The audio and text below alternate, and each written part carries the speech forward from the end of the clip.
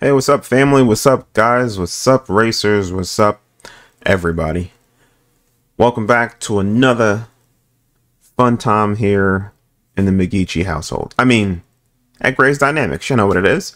So, if you looked at the photo for this video, it's all about frames per second, especially for sim racers. Like, I watch a ton of videos on so many people who talk about frames and sim racing and what's the best bang for your buck. Is it an X3D? Is it a 4090? Is it a 3090? Is it the latest greatest setup? What do you really need to get on track and race and get good frames and good quality and actually just have fun? Because at the end of the day, my perception of frames and all of the stuff that we're seeing should be all about fun. Like, I get it. Sim racing, people can make good money on it.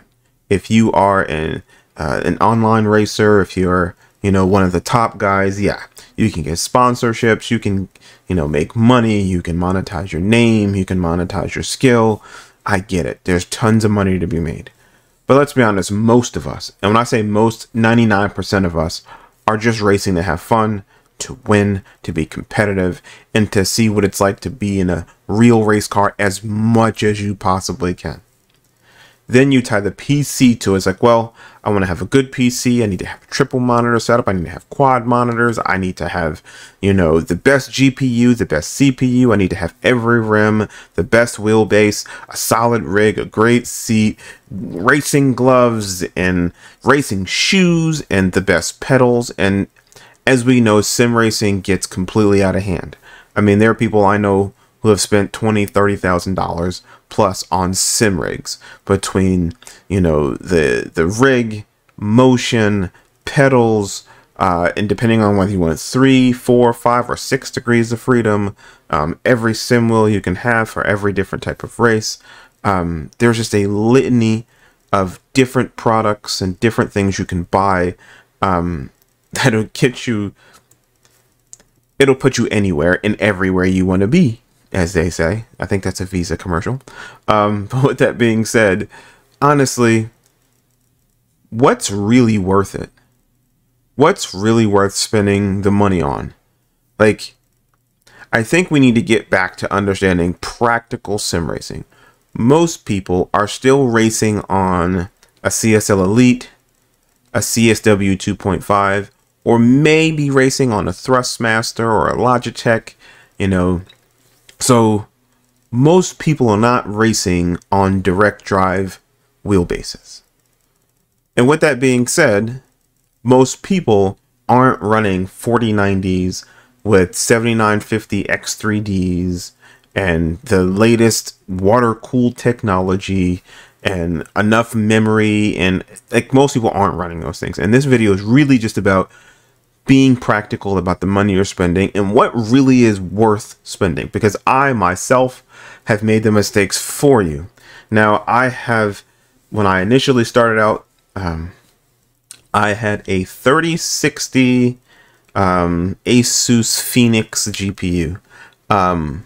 Not very big at all, very small, 3060 with a Ryzen 5600. The non-X version.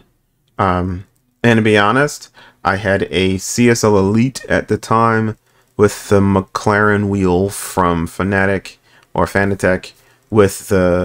eventually got the CSL Elite load cell pedals. I started out with the CSL pedals and they were just horrible. Braking on them was absolutely atrocious. Yeah, because you just lock up the brakes because you had no feedback on the brake. But again, that's where I started.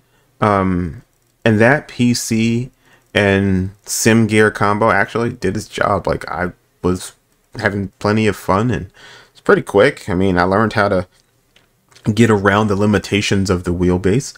And again, like I said, I went from CSL Elite to CSW 2.5, and I could have stopped there, to be honest. But the CSL DD came out, and at 8 Newton meters and a direct drive for $499, it was just too good to pass up. And I likely should have stopped there, to be honest. There was really no need to upgrade to the Moza R9, and although I love my Moza R9, it has been giving me some headaches lately. Something that I'm working with Moza to get taken care of. Been a bit of a headache lately, so I'm hoping that this gets rectified soon, and we have been in constant communication trying to figure out and troubleshoot what the issue is. But with that being said, I didn't need to upgrade to all of the gear I have or any of those things. And darn sure not the PC. So again, what you're going to see on the screen here is after some upgrading and going from that 3060 Asus Phoenix, I upgraded to a 3060 Ti Founders Edition, then was able to take that 3060 Ti and trade up to a 3070, which actually worked out really well. That was a Founders Edition. Then, lucky enough, one day got a 3080 Founders Edition for retail price. And all these I paid retail for. I never paid anything, never paid a scalper's price for any of these GPUs. And then one day I was like, you know what? I want to get a 3080 Ti. And again, that was a pointless spend because I spent, if I'm not mistaken, about $1,100 on that GPU. And I didn't need to. And what you'll see is I'll have a bunch of scores up here of me just doing benchmarks with my setup so you can see what my scores were and how many frames I could run and things of that nature. And then come this cycle, AMD releases their AM5, Nvidia releases their 40 series cards, and then I want to get a bigger case, and then I want to go down that rabbit hole yet again and upgrade some more. So Black Friday comes along, and Micro Center's releasing the 7950X with, you know, free memory of DDR5. I'm like, ooh, 6,000. Yeah, I'll take that. So I upgrade that. I'm still running my 3080 Ti, and I'm getting great frames. Like, that 7950X was just what I needed to unlock all of the 3080 Ti. Although I could have really just went with the 5950X and probably could have gotten the same output just because I was getting bottlenecks with my 5600X. Could have probably went the 5800X 3D and did a great job there. But I do some productivity, obviously, editing the videos and doing some work and stuff for my PC. So the X3D doesn't really do good in productivity, but killer for gaming. Then I got some gift cards from work for my health stuff, which my employer, you can do certain things to get rewards. I use that to get $900 in Best Buy gift cards, and got my wife a $150 gift card to Ulta, which was amazing. So over $1,000 in gift cards from work that I was able to use to get the 4080. I was able to sell my 3080 Ti, get more than enough to pay the difference of the $900 for the $1,200 GPU, got a new case out of it, and an AIO. So all in, you know, my CPU, my computer is quite beefy for what it is. And again, all overkill. None of it is worth it. I shouldn't have spent any of the money I spent on it, and I hope that this video helps to tell you not to spend that same money. Do not go down that road. It is a pointless, lonely road of just spending. And again, I haven't gone into debt for it. I've spent my own money, haven't taken out of my family money. So, you know, all of you guys are like, man, you probably went into debt over it. No, I did not. I have a great wife. I get an allowance for myself out of all the bill money. I get my own allowance, and my wife lets me buy whatever I want with my own, and that's what I've done. And again, looking at the scores that I've received on the Time Spy and just running the game and seeing how many frames I can get, all great. Like, I can run ACC at pretty much ultra quality and high-end quality and get great frames. But again, was it really worth it in the end? No. Like, don't get me wrong. Like, eventually I'm going to have a stationary rig that's not on wheels like this one and have a triple monitor set that's a 32 inches. I think that's kind of the sweet spot. I think anything larger can be kind of overkill. I think 32 inches is really where it's at. So that is my goal, to have quad monitors, 32 inch. I'm not sure if I'm going to do curved or not. We'll see how that goes. But I think 32-inch monitors and a stationary rig much closer as opposed to far back on my desk. But again, was it really worth it? And again, I'll keep saying no all day to keep doing all the upgrading. Like, if you want the quality and you're going to be running 4K, or, you know, I have 1440p monitors, which I think is the perfect sweet spot. It's basically 2K gaming, and I have 170 hertz. So again, high refresh rate, very low response rate as far as, you know, no lag or anything like that. All connected via DisplayPort, except for my fourth monitor. I run that HDMI. It's just a basic 1080p monitor up above, which doesn't do any rendering anything. But again, like, all of it, some of the things are definitely more advantageous than others. The triple monitors, I think, is the best setup. I know some people have ultra wide single screens, but I think, again, you miss some of the stuff on the peripheral. But depending on your setup, depending on what you're looking to do, that may be the best case for you. So everybody has their preference. I think triples are better. But again, you know, some people do solely VR. That gives a level of, you know, depth and, you know, field of view that I do not get with my triples, but I can do VR. But again, none of this was worth it. Do not get a 4080 unless you just want to do some really high-end gaming. Then just get the 4090. You know, if you get gift cards from work, then again, you get whatever you want, like I did. And if I didn't get those gift cards, I likely wouldn't have upgraded, to be honest. But the scores don't justify spending all this money, because if I want high frame rates, all of the games have settings where you can pretty much adjust to get high frame rates. I mean, as long as you have, I think, some basic things when you're racing. One, you don't need to render the tire data as far as visual, as long as you can feel the grip of the tires. Like, there are things in the cockpit, things on the road that don't really matter.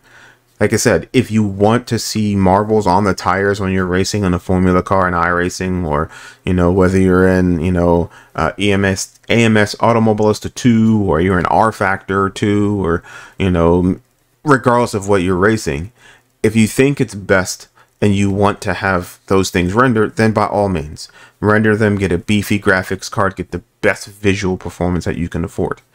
But if you're just wanting to sim race, if you just want to get out there, race quick, compete with friends, and really save some money, get a 3060 Ti, to be honest. Hell, even a 3060 will do all you need it to do.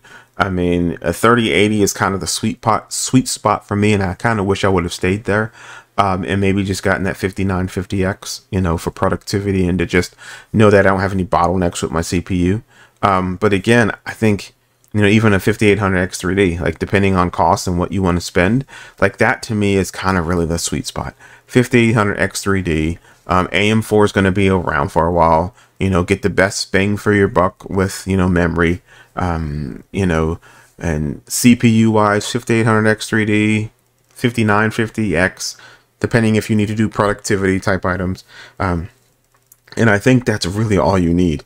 Like I said, 3080 is probably where I'd stop, unless you just want to render everything and anything.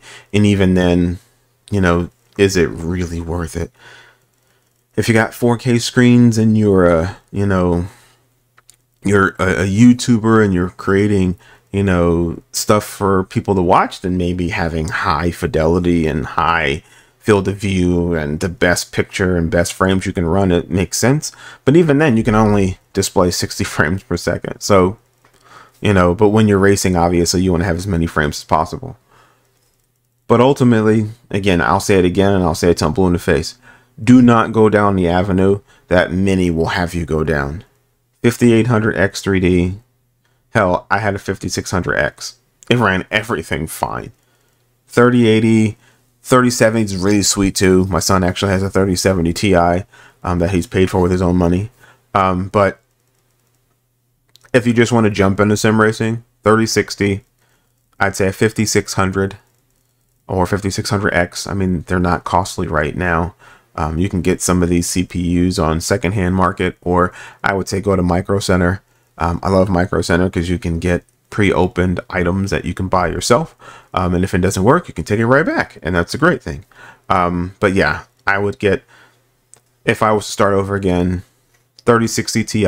If I could get to that 3080 and if it was within my budget, I would stay at that 3080 and I'd be fine. The 5600 X3D, a 5800 X3D, or the 5600X again. Frames is frames. Like, the X3D is the best that you're going to get for the AM4. However, again, if it's all about saving money, 5600X is perfectly fine.